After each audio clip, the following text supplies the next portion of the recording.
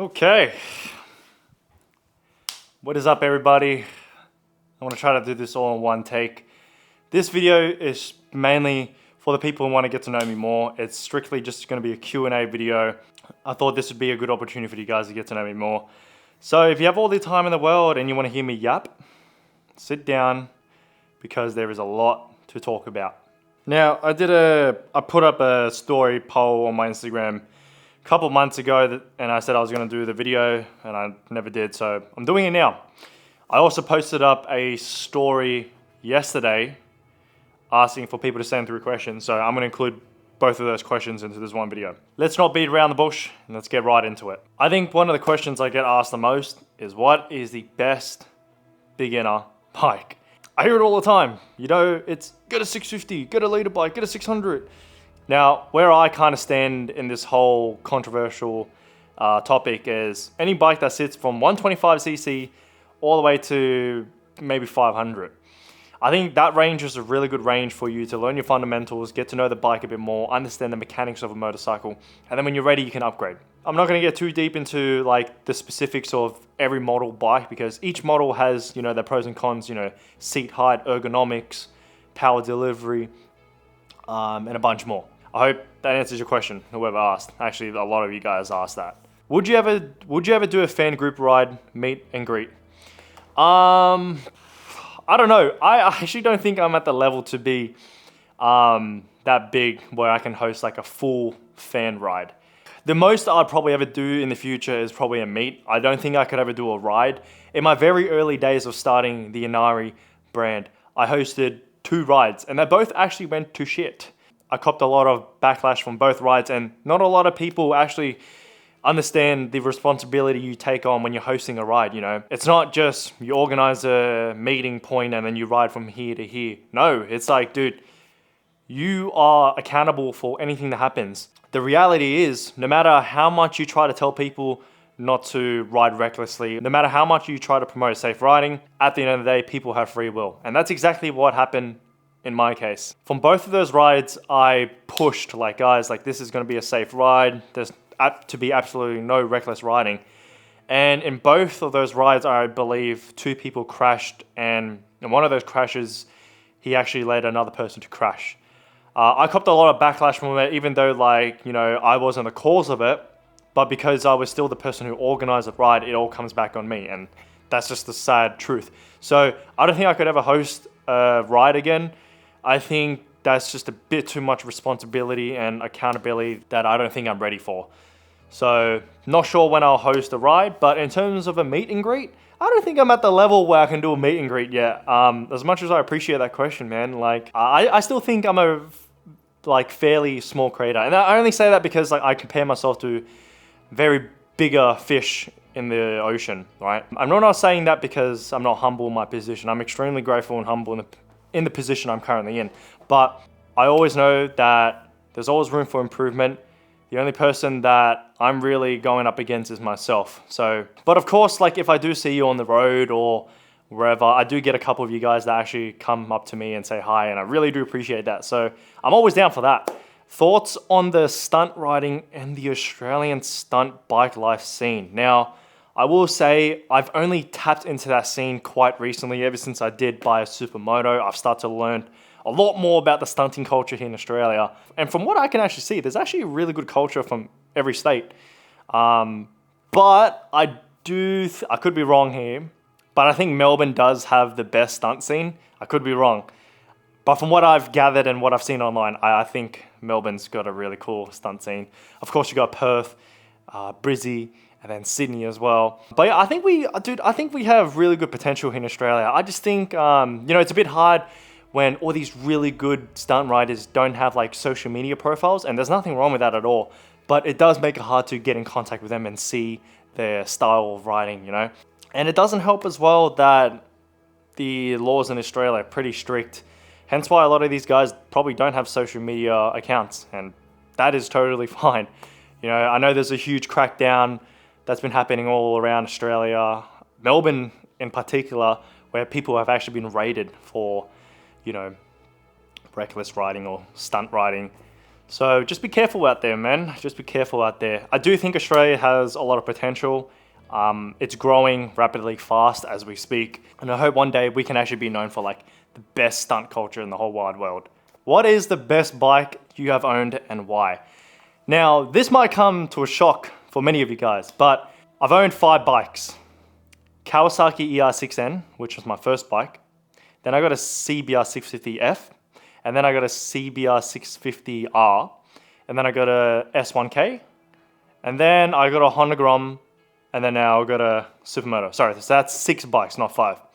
Out of all those bikes, the best bike that I've owned out of those bikes is the Honda Grom. And the reason why I say that is because I got that bike purely because I knew it was going to put me in a position where I had to think out of the box to make content. You know, it was awesome having the BMW S1000RR. Great for publicity, you know, everyone wants that bike. You know, for a lot of people, that's their dream bike. But I knew if the day ever came and I got into a bike accident or the bike got stolen, who would I be? I'd be a dude without a BMW S1000RR. So I got this Honda Grom because I knew that it put me in a position where I had to think outside the box to make content. I didn't want to always have to rely on my own bike to make content. That's not who I really wanted to be known for. And I think if you're serious about making content, this is something that I want you to listen to as well. Don't make your whole personality about your bike. Because God forbid the day ever comes and you get in a bike accident or, you know, it gets stolen or something, you're just gonna be bikeless and you're just gonna be a dude without a bike online. So yeah, emphasize more on like who you are as a person, you know, people really wanna see that shit. So that Honda Grom has definitely put me in a position where I've grown a lot since then. So yeah, I thought bigger.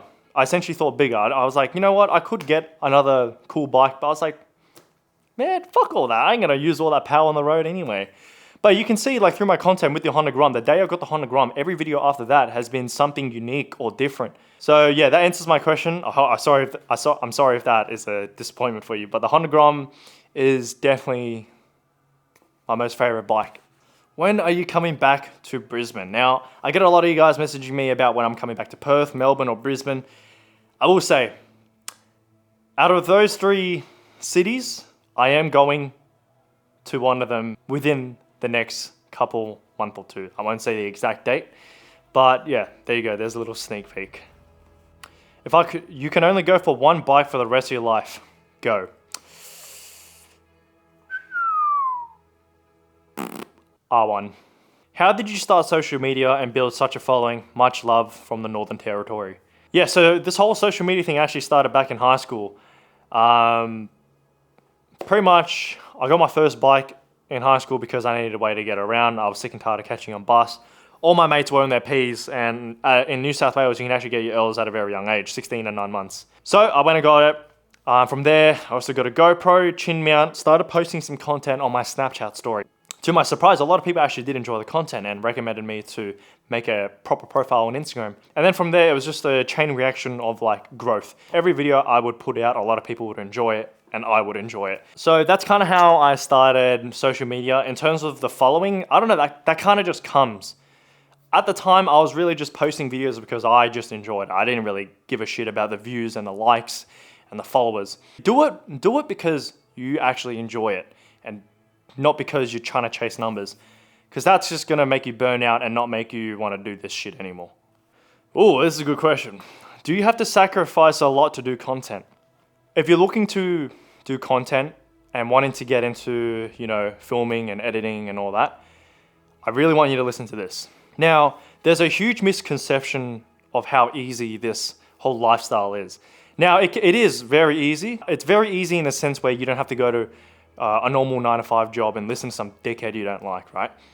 It's easy because you're your own boss and you can make your own decisions, etc. Over the past year or 2 now, I have sacrificed a lot. I've sacrificed a lot of time with family, friends, and just other hobbies that I did enjoy. Every YouTube video I put out, I always strive to make it the best and then the best. I only ever want you guys to see the finished product, the video done and dusted, right? I don't ever complain to you guys about how hard it is to edit, film, plan, or think of ideas, you know. That's all back end stuff, because I know that's the work that it takes to make the videos I make today. If you're actually serious about this, like, I want you to ask yourself, who are you surrounded by? Is your environment healthy? Are the people around you supporting you? You know, these are also things I had to sacrifice. I had to sacrifice like old habits. I had to sacrifice comfort. I had to even sacrifice some old friends because, you know, they weren't aligned with the same vision I had. And it's not because they were bad people. I think it was just very hard to just work around those type of people. And you essentially grow out of those environments. And that's completely normal in life. Yeah, I do sacrifice a lot for my videos and I'm not complaining. I really do enjoy this stuff. And I feel like if you go into this whole content creation thing with the mindset of just chasing money, money, money, money, you're not gonna get far. I can guarantee you that you're not gonna get far. My mindset, and it still is my mindset till this day, from the day I started, is I just wanna do this shit for fun. I wanna do this shit for fun because I enjoy it. I love filming, I love editing, and I love pushing out a video for like people around the world to enjoy. And I think the same concept goes for a lot of things in life. You know, you can't go into something expecting to get a really big payout or paycheck in the first day you start. No, like this shit takes time, you know? This shit takes so much time, so much sacrifice. Actually, another big factor is money. Dude, so much money gets thrown back into my videos or just my brand. And a lot of the times, yeah, I do lose money.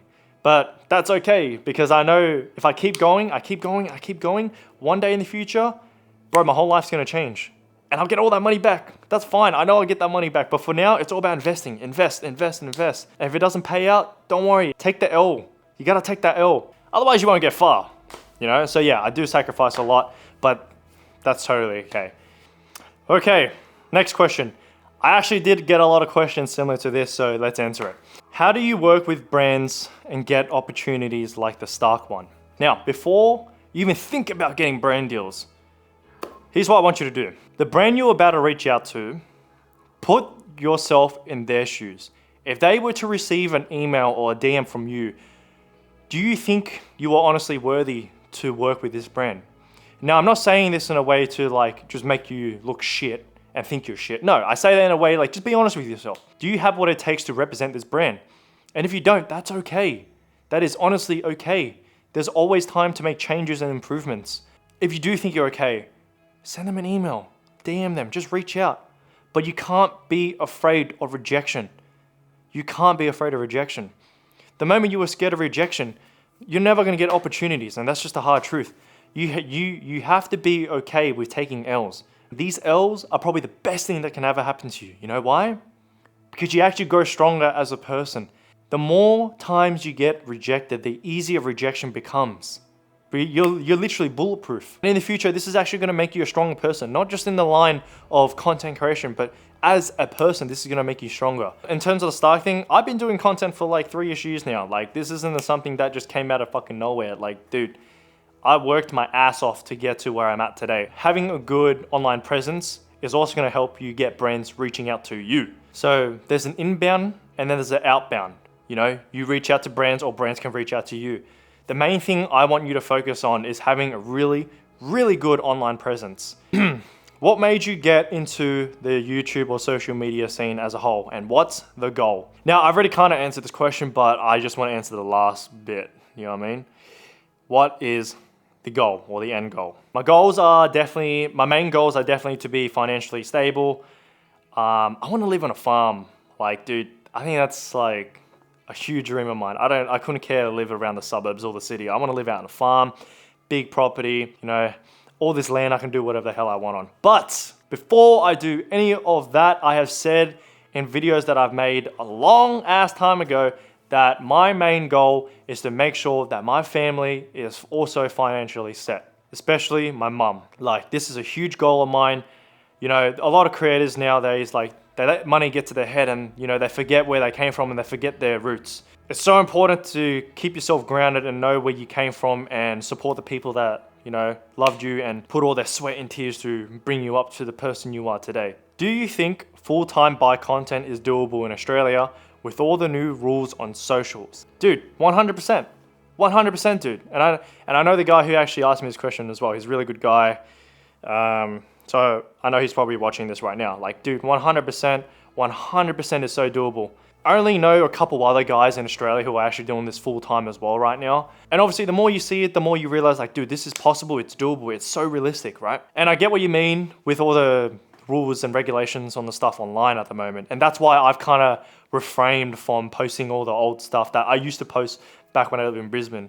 And man, those were some insane times. This is what I'm trying to tell you, dude. This is what I'm trying to tell you, dude. Like, don't make yourself too attached to the bike, because the day you lose your bike, man, ask yourself, who are you? Who are you online? Be smart about what you post online. Like, dude, you know, like, yeah, I get, like, it's pretty cool to post wheelies and speeding shit online, but like, be smart. Cover your tattoos. Blur your number plate. Even blur your speedo. Blur signages. Like, come on, think, right? You just gotta really think about the content you wanna make, right? Think about the content you really wanna make. Make it unique and make it different. Make it stand out. You have to. You have to. And dude, this shit's hard. I'm not gonna sit here and say it's so easy. Like, no, it's actually, it's hard in the sense where you gotta do this shit weekly and stay consistent with it. It's so easy to make up excuses, but it's not easy to make up a plan on how you're gonna execute. So to answer your question, dude, it's definitely doable. You just gotta keep going, stay consistent, and be unique. Be unique in your own way. What do you think of the Sydney motorcycle scene? I'm going to be brutally honest with this one, man. I think the Sydney scene is like, it's changed a lot. It's changed a lot, and some of the things are good, some of the things are bad. You know, a lot of newer riders now, they get into bikes, or they get into content, or they get into, you know, bikes for the wrong reasons. I think a lot of the bad stuff has to come with like how, you know, there's always some sort of drama, or some people are really toxic. And I stay away from that. I try my best to stay away from that. Like, I keep my circle really small, and I think you should kind of do the same as well. I don't really let a lot of people into my circle. I think it's very dangerous, and I've made that mistake many times now, where I'm very easy to just let people in my circle. So I have a very small group that I ride around with in Sydney. I'm not saying everyone in Sydney is a piece of shit. No, like, there are some awesome people out there that I haven't even met yet. When I'm out sometimes on those group rides or meets, I meet those people, and they're awesome. You do also get the bad eggs as well. These people who get into bikes because, you know, it's really cool, but man, these machines can fucking kill you. Don't come into the scene and start shaking ass and titties and trying to get views and shit. Like, the fuck? I don't want to see that. You know, I want to see people ride.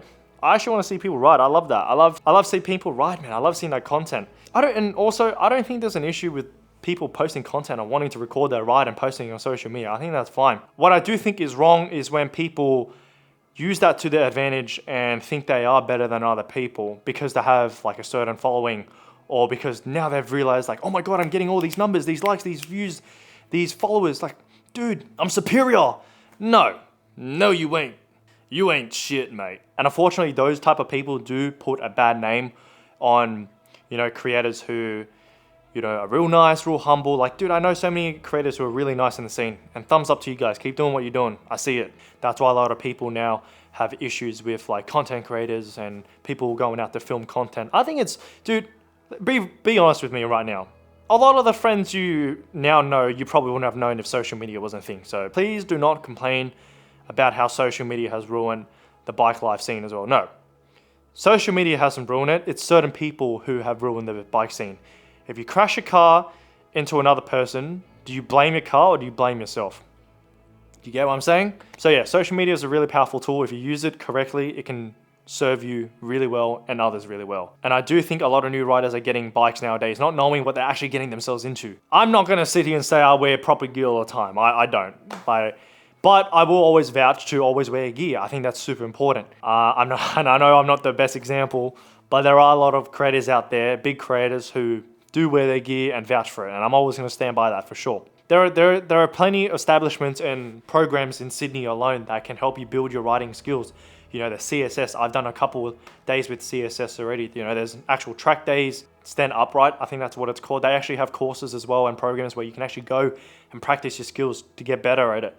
That is going to do it for this Q&A, guys. A lot of this is my opinion or my experience, so please don't take it the wrong way. Okay, I'm just answering questions. If you guys do want to see more, please let me know. I'd be keen on doing some more of these. I'd love to get to know you guys more, and I love that you guys get to know me more. I think this is perfect. This is awesome. This is going to do it for the Q&A video, guys. I will see you in the next video as always. See you later.